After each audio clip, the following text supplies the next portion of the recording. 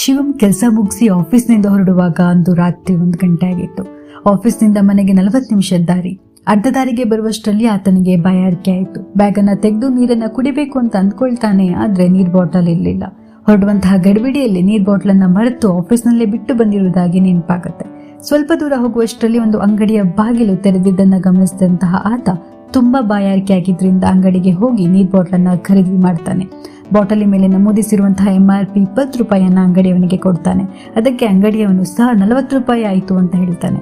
MRPಗಿಂತ ಜಾಸ್ತಿ ಚಾರ್ಜ್ ಮಾಡ್ತಿದ್ದಾನೆ ಅಂತ ಗ್ರಾಹಕ ನ್ಯಾಯಾಲಯಕ್ಕೆ ದೂರು ಕೊಡುವಷ್ಟು ಆತನಿಗೆ ತಾಳ್ಮೆ ಇರಲಿಲ್ಲ. ಅಂಗಡಿಯ ಮಾಲೀಕನ ಹತ್ತಿರ ವಾದ ಮಾಡೋಕೆ ತ್ರಾಣವೂ ಕೂಡ ಇರಲಿಲ್ಲ. ಸರಿ ಆಯ್ತಪ್ಪ ಅಂತ 40 ಕೊಟ್ಟು ಮೊದಲು ನೀರನ್ನ ಕುಡಿತಾನೆ. ಹೋದ ಜೀವ ಬಂದಾಗಾಯಿತು ಅಂತ ಅಂದ್ಕೊಂಡು ಮನೆ ಕಡೆ ಹೊರಡ್ತಾನೆ. 1 ವಾರ ನಂತರ ಹೀಗೆ ಕೆಲಸ ಸಲುವಾಗಿ ಮತ್ತೆ ತಡವಾಗಿ ಆಫೀಸಿಂದ ಹೊರಡುವಂತಹ ಪರಿಸ್ಥಿತಿ ಬರುತ್ತೆ. ದಾರಿಯಲ್ಲಿ ಹೋಗ್ತಾ ಇರುವಾಗ ವಾರದ ಹಿಂದೆ ನೀರು ಬಾಟಲ್ನ ಖರೀದಿ ಮಾಡಿದಂತಹ ಅಂಗಡಿಯತ್ತ ಒಮ್ಮೆ ಕಣ್ಣಾಯಿಸ್ತಾನೆ.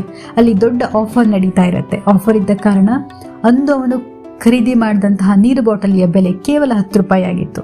ಆದ್ರೆ ಈಗ ಅವನಿಗೆ ನೀರಿನ ಅವಶ್ಯಕತೆ ಇರಲಿಲ್ಲ. ಹಾಗಾಗಿ ಅವನು ಅದರ ಬಗ್ಗೆ ಅಷ್ಟೊಂದು ತಲೆ ಕೆಡಿಸ್ಕೊಳ್ದೆ ಮನೆಯತ್ತ ಹೊರಡ್ತಾನೆ. ಇದಾದ ನಂತರ ಆತನಿಗೆ ಅರ್ಥವಾಗಿದ್ದು ಏನಂತ ಅಂದ್ರೆ, ನಮಗೆ ತುಂಬಾ ಅವಶ್ಯಕತೆ ಇದ್ದಾಗ ವಸ್ತುಗಳ ಬೆಲೆ 2 ಇದ್ರೂ ಕೂಡ ನಾವು ಅದನ್ನ ಕೊಂಡ್ಕೊಳ್ಳೋದು ಅನಿವಾರ್ಯ ಆಗತ್ತೆ. ಆದ್ರೆ ಅವಶ್ಯಕತೆ ಇಲ್ಲದೆ ಇದ್ದಾಗ ಆ ವಸ್ತುಗಳ ಬೆಲೆ ಮೇಲೆ ರಿಯಾಯಿತಿ ಇದ್ರೂ ಕೂಡ ನಮಗೆ ಅದು ಹೊರೆ ಆಗತ್ತೆ ಅಂತ.